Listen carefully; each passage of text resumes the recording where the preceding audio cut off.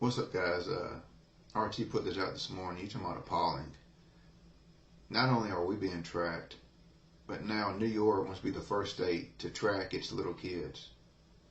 From 5-year-olds on up, kindergartners.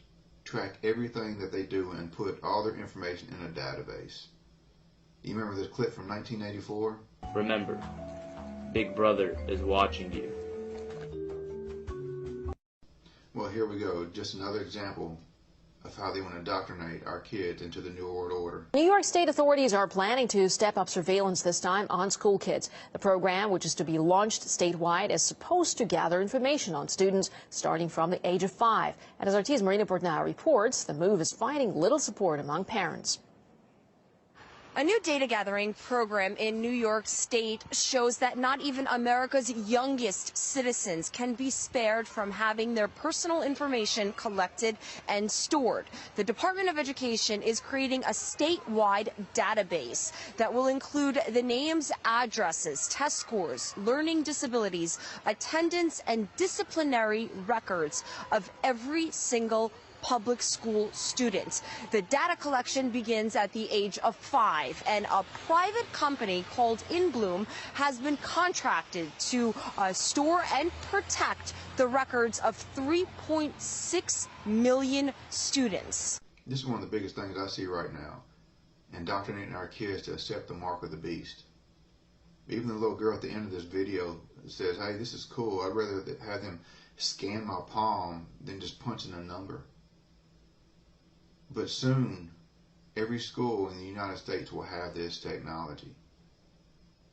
And it will teach kids to accept the mark of the beast when it comes. Students in Puyallup are starting to pay for their lunches by waving their palms over a scanner. 2 schools in the district are already using them. Some parents are up in arms over the devices, calling them an invasion of privacy.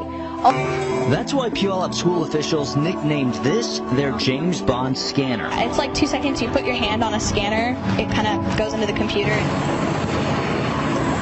By the end of the school year, students in all 32 schools will be able to use this to pay for lunch. They're pretty cool. I mean, it's a lot better than typing your number in. Antenna and some sensors embedded in it, and what we plan to do is work with them to advance a tattoo that could be used for authentication. Now, it may be true that 10 to 20-year-olds don't want to wear a watch on their wrist, but you can be sure that they'll be far more interested in wearing an electronic tattoo, if only to piss off their parents. Right? And that can have a design, right? Because Sure. they would certainly want some kind of cool design. Options, right? options. And then you have this, the indoctrination of terrorists. That there's a terrorist around every single corner. You need the police state to protect you. And you've seen this everywhere, active shooter drills. They've gotten so bad where they didn't even alert the teachers or the kids, and they were like crying.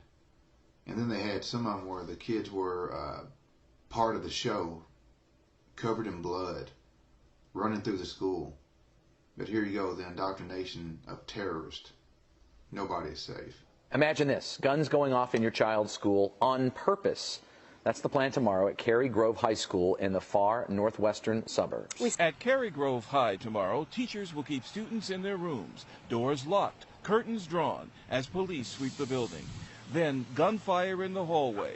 2 shots, blanks from a starter's pistol. Cary Grove's principal will make an announcement alerting the school that the blanks are about to be fired so that no one is caught off guard. The school will also have counselors on hand in case any students or others are shaken by the gunfire. All right, thank you very much. Holy shit.